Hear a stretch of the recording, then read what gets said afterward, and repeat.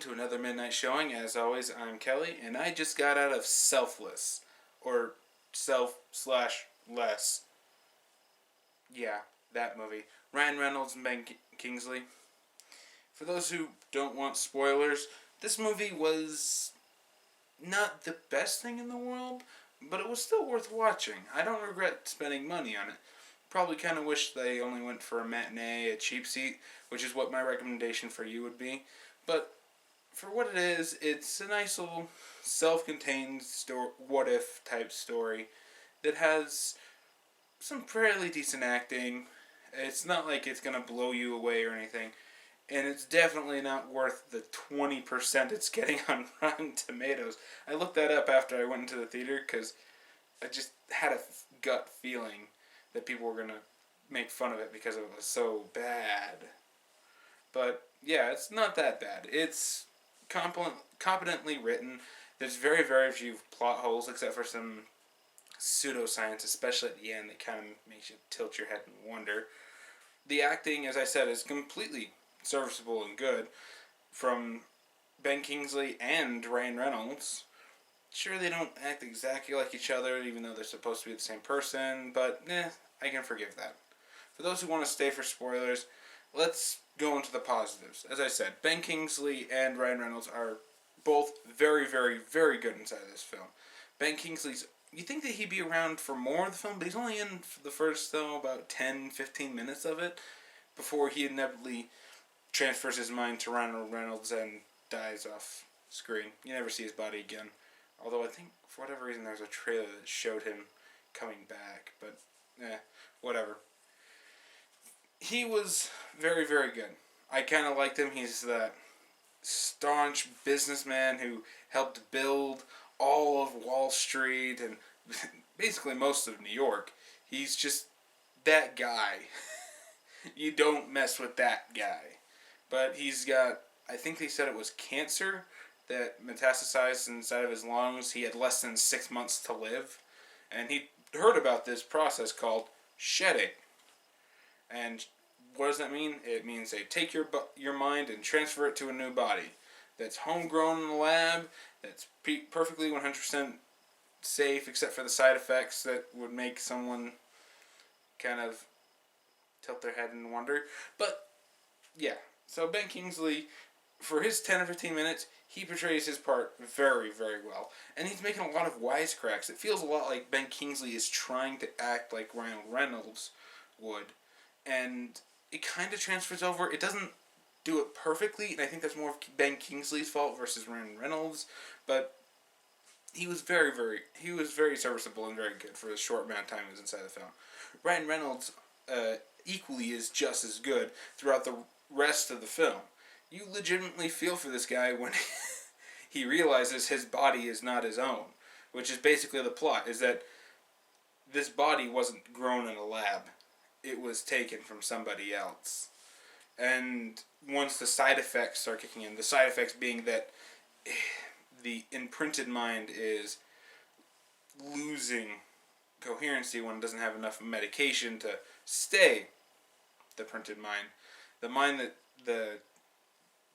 the initial body's mind, it starts to take over, and they start seeing flashes of each other.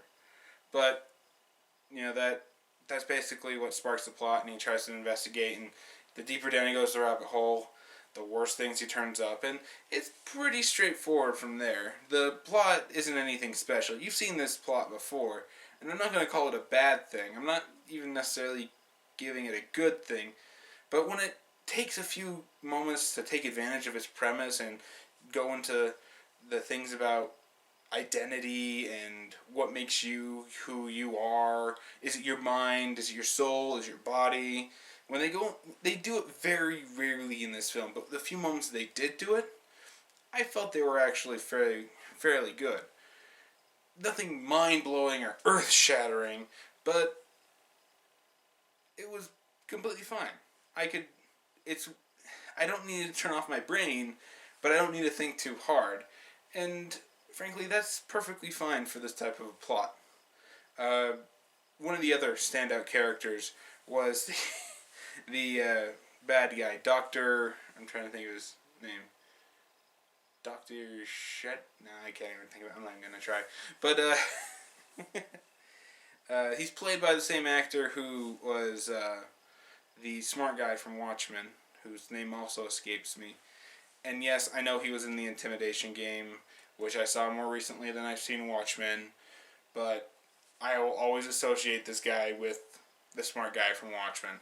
And that's basically the role he's playing here, just without the superhero aspect of it. You know, he's the evil smart guy who thinks he can save the world, or in this case, save all of the brilliant minds from dying and succumbing to old age.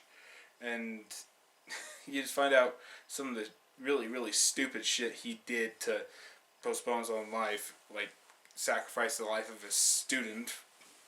They never say whether it was voluntary, but I'm pretty sure it wasn't. But yeah, he's just playing that smart, smug, evil bastard. And although, as I said, it's the exact same character from Watchmen, it's still a good character. And it fits very, very well inside of this film's setting. So he's a very good standout, and he was definitely worth a lot of this, especially the end climax. Well, not climax, but when he and Ryan Reynolds finally face off in a way that almost reminds me of that mirror scene when Face Off, when they shoot each other, but I digress. It really does just show how good that character fits into this movie. Now, don't get me wrong, the movie does have problems, and let's go into them. Some of the problems with this are, you can definitely tell that the director wanted this to be more action-y and less think piece. And that might have hurt this movie a bit.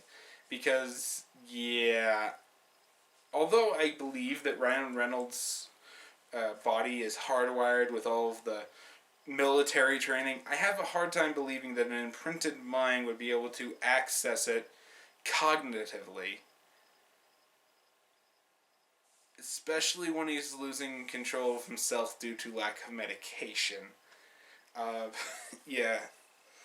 Pseudoscience in this doesn't really hold water, and the only reason why you had this was to come up with plausible ways that Ryan Reynolds can get away from his captors and all of the people trying to, at first, bring him back into the fold, and then eventually kill him. But yeah, I'm trying to think of a good way of saying this. Ryan Reynolds, the action scenes were too much of a focus. There's a really, really good car chase inside of this, but it feels completely out of place inside of this movie. This movie feels more like a psychological mind game at parts, but then at other parts, it turns into guns blazing, shoot out the tires, flip the SUVs, and do all this other bullshit. It's just, no, that's not the type of movie this was. It really wasn't. This movie should have been a little bit smarter than this, and the action should have been a little bit more subdued. There's a lot of fist fights inside of this that... Why? Don't get me wrong, the first couple are okay, but when they get to the third one, the fourth one, and even the last one, I'm just like... Too much. Too much. And I could see someone hating the movie for that, because it didn't have as much of a tone, the tone that it should have. Again, I don't think, it is a bad thing, but I don't think it's a movie-breaking thing. So if I come off a little too angry at this one, no, this movie did not make me angry. This one actually left me leaving the theater with a smile on my face. I was actually really happy that I saw this one, because I had to see something a lot worse tonight, and that's going to be in the next video. You have been warned. There's going to be a lot of F-bombs in that one. But it's inside of this video. I'm going to try to not swear at all, because there's no real reason to. This movie doesn't deserve that kind of hate. Some of the other things that didn't do it kind of failed at. Plot convenience with pills, remembering, old friends who you think they'd be the first ones to go after, family members who are completely ignored in this, even though they would be good leverage from the bad guy to just go grab the guy's daughter. Ryan Reynolds, Ben Kingsley had a daughter before he transferred over to Ryan Reynolds' bodies, and Ryan Reynolds is protecting his body's wife and kid as he investigates all of this. But his daughter is just up in New York. You'd think that the bad guy would get them to see, hey, you trade me these people, and I let your daughter go. It's a win-win. But, yeah, there's a lot of ignored little facts, and as I said, the pseudoscience especially, you could probably put inside of this.